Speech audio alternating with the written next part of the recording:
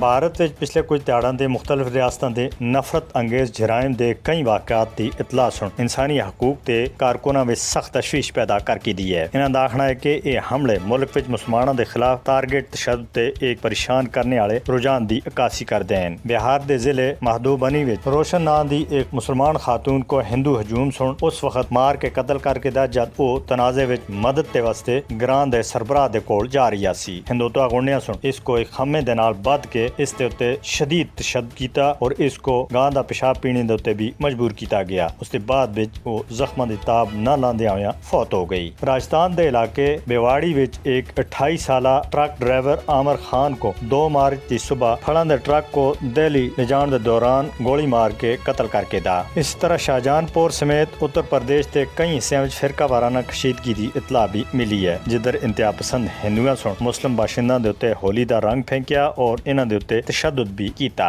उत्तर प्रदेश के दारुल हुकूमत लखनऊ में हाल ही विच एक 13 साला मुसलमान बच्चा अनीस खान को उस वक्त गोली मार दी गई जब वो रोजे थिया सा। मुलजम बीजेपी लीडर ब्रजेश फाटक का भतीजा दसिया जा रहा है। एक और वाक़े विच बिहार के दरभंगा जिले में एक 65 साला शख्स के उत्ते हिंदू इंतहा पसंदा सुन लोहा दी राड़न दे नाल हमला किया, जिस ते मौके दे उत्ते ही मार दिता गया।